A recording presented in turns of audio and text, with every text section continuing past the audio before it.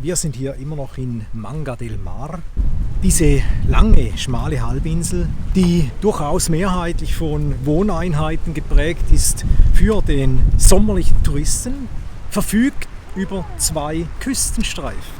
Auf der rechten Seite sieht man die grandiose, riesengroße und wunderschöne Bucht, die ich hier noch einblenden werde, dessen Name mir schon wieder entfallen ist. Auf der linken Seite das grandiose Mittelmeer.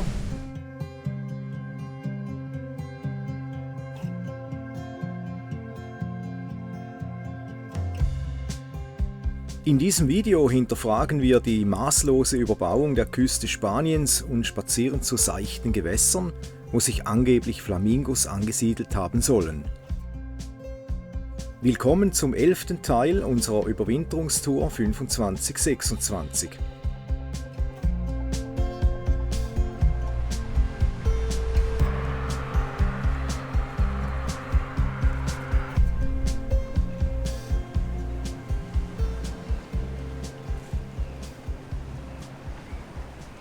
Wir sind jetzt bereits den 3. Tag auf dieser grandiosen Halbinsel und haben uns gedacht,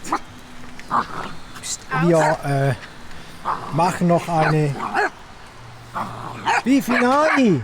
Hey, die letzten 2 Tage haben wir nicht so viel gefilmt, weil gestern hatten wir den ganzen Tag die Stromkreise durchgemessen, was eigentlich zu keinem Erfolg führte. Wir haben ein Problem mit unserem Spannungswandler bzw. mit der Aufladung unserer Aufbaubatterie, die ja über den Booster aufgeladen werden soll während der Fahrt. Das tut sie aber nicht, beziehungsweise nur kurz. Und deshalb haben wir uns gestern kurz geschlossen mit jemandem, der sich damit auskennt. Leider haben wir nichts gefunden. Das Wetter ist heute wieder grandios mit etwa 18 Grad und wir dachten, nutzen wir doch die Gunst der Stunde für eine kleinere Hunderunde. Eigentlich sollte die einzigartige Landzunge La Manga, die die Salzlagune Mar Menor vom Mittelmeer trennt, so aussehen. Unberührte Strände, die sich mit Hotels und Feriensiedlungen für rund 60.000 Menschen abwechseln, wie die ersten Entwürfe 1956 versprochen hatten. Doch dann geriet die Stadtplanung massiv aus dem Ruder. Dazu aber später mehr. Leider ist das Wasser auch zur Neige gegangen und wir müssen noch Wasser holen. Leider können wir ja Wasser nicht selbst generieren. Eine Möglichkeit wäre, dass man das Regenwasser aufsammelt, filtert und direkt in den Tank hineinleiten würde. Das wäre eine Möglichkeit, haben wir übrigens schon gesehen, auf dem Stellplatz an den Dünen. Ja, kann man machen. Hier wunderschön, man sieht hier wunderschön das ist Rosmarin, kann man hier zum Würzen verwenden, sehr, sehr schön. Hier wird auch fleißig gebaut, wie man hier unschwer erkennen kann, für Leute, die einfach Bock haben, hier eine gute Zeit zu verbringen. Auf der bis 1960 weitgehend unberührten Landzunge La Manga tat sich lange nichts. Dann sah man die ersten Anzeichen einer der gewaltigsten Umgestaltungen, die die Küste der Region Murcia je erlebt hat. Die letzte Nacht haben wir hier verbracht, auf dem Gelände des Urbanización Veneziola. Das war früher mal in den 60er Jahren ein Projekt für 3 große Hotels mit je eigenem Bootsanliegeplatz. Dazu kam es aber nicht. Damals in den 1960er Jahren, als der Tourismus seinen Anfang nahm, war diese Halbinsel eine einzige Dünenlandschaft. Es entstanden dann 2 große Hotels, die den Jet-Set anzogen. Dann kam die zweite große Tourismuswelle in den 1980er und 90er Jahren, der sogenannte Ballermann-Tourismus. Jetzt, in der heutigen Zeit, ist man auf einen sanfteren Tourismus umgeschwenkt. Die große Masse ist nun vom maßlosen Alkoholkonsum mehrheitlich weggekommen. Das sind noch Vereinzelte, die das praktizieren. Dementsprechend hat sich der Tourismus auch verändert hier. Wie den meisten Tourismusregionen hier in Spanien erging es auch Manga del Mar ähnlich. In den 1960er Jahren herrschte die große Aufbruchsstimmung. Mittlerweile sind diese Orte so weit hinuntergekommen, dass sich jeder Hinterletzte eine Woche Cluburlaub hier leisten kann. Was für eine Ressourcenverschwendung. Dahinter steckte der Anwalt und Geschäftsmann Thomas Maestre. Er hatte die Idee, La Manga am Mar Menor zu einem touristischen Wahrzeichen zu machen, eine Aufgabe, der er sein ganzes Leben widmen würde und die ihm aus den Händen glitt. Aus den 49 Häusern, die 1960 im Katasteramt registriert waren, sind heute 30.000 Immobilien geworden. Zwischen 1960 und 1969 wurden mehr als 1500 Wohnungen gebaut. Die Nachfrage stieg und führte in den 1970er Jahren zu einem regelrechten Boom mit 7000 neuen Wohneinheiten. 1973 kam die mit der Ölkrise einhergehende Wirtschaftskrise und die Nachfrage nach Immobilien aus dem Ausland brach ein. Maestre war gezwungen zu verkaufen und bezahlte seine Vertragspartner aus Mangel an Geld mit Land. So verlor er die Kontrolle über seinen Plan, aus La Manga ein Luxusferienziel zu machen.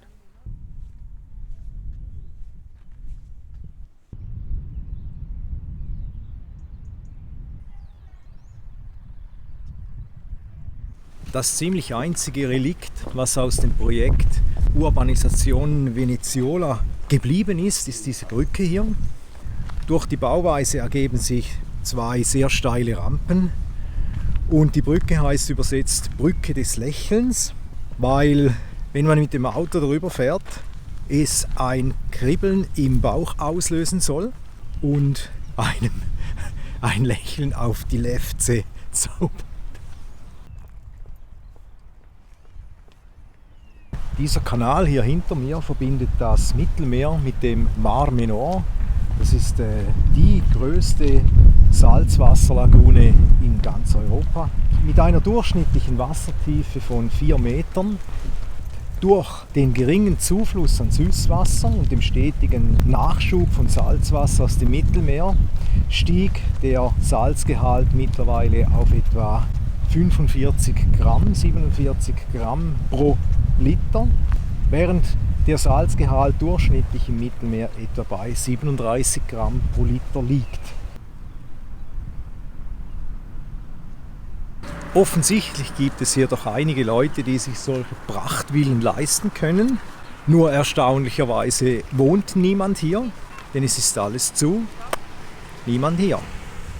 Hier hat es viele Häuser, die leer stehen, egal wo, es ist alles leer. Und im Sommer besuchen die Insel hier 250.000 Menschen. Also ich möchte mir nicht vorstellen, wie es dann hier zu und her geht. Da ist die Winterzeit wirklich schön hier, um alles in Ruhe zu entdecken. Man merkt es auch, wenn man durch die Straßen fährt, dass alles leer ist momentan und nur für den Tourismus gebaut wurde. Wir sind jetzt am Ende der Insel angelangt und hier vorne ist das offene Meer. Bei dieser Küste hier ist so ein Vogelparadies. Hier sollte es Flamingos geben. Mal schauen, ob wir einen entdecken. Wie vorhin erwähnt, sind wir am letzten Zipfel der Insel.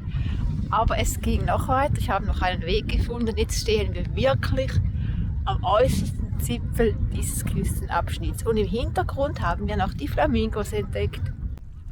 Wir haben die Flamingos also doch noch entdeckt. Die Vögel nutzen die Flachwassergebiete und Salinen des Mar Menor schon seit Urzeiten als Rast- und Futterplatz.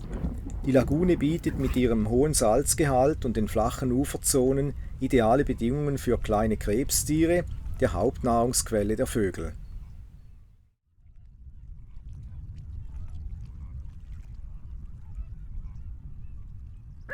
So wie es aussieht, kommt genau ein Sturm auf uns zu.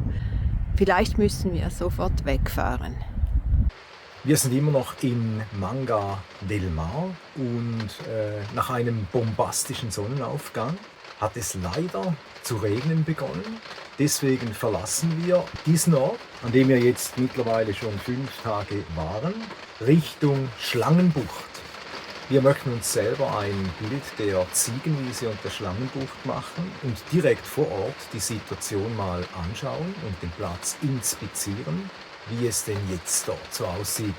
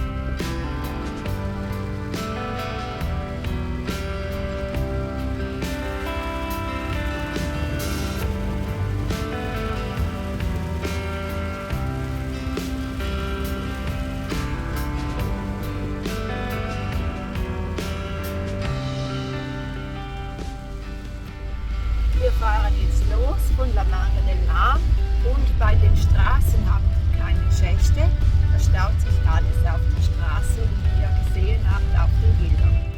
Wir verlassen Manga del Mar Menor Richtung Süden.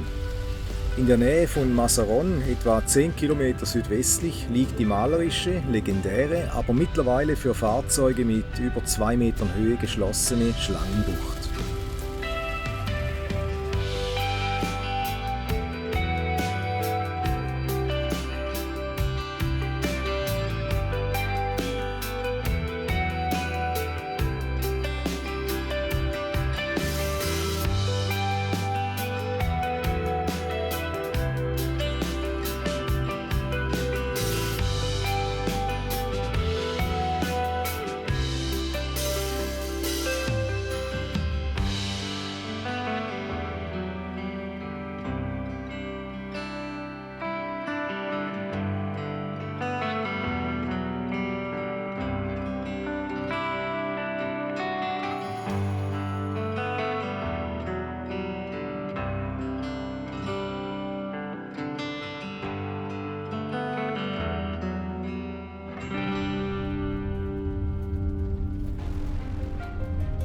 Ob sich die Fahrt dorthin lohnt oder ob wir uns das hätten ersparen können, seht ihr demnächst auf diesem Kanal. Vielen Dank fürs Zuschauen und bis zum nächsten Mal. Wir haben die Ziegenwiese gefunden und die Schlangenbucht und werden diese mal anschauen. Wir sind jetzt hier in der Schlangenbucht und es ist wirklich wunderschön hier. Man gab sich buchstäblich die Klinke in die Hand. Es war ein friedliches Stelldichein unter Campern. Wenn ihr euch schon immer gefragt habt, was von einer alten Palme übrig bleibt, sowas. Wir sind wieder zurück von dieser grandiosen Hunderunde auf dem Leuchtturm, den wir nur von Weitem zu sehen bekamen, aber es war sehr, sehr cool. Wir verlassen jetzt diesen wunderbaren Ort Mazarrón in Richtung Aguilera. Wie heißt die Frau? Aguila. Auf dem Weg nach Aguila kam uns doch tatsächlich dieser wunderbare Pass unter die Räder. Ich blende das mal ein.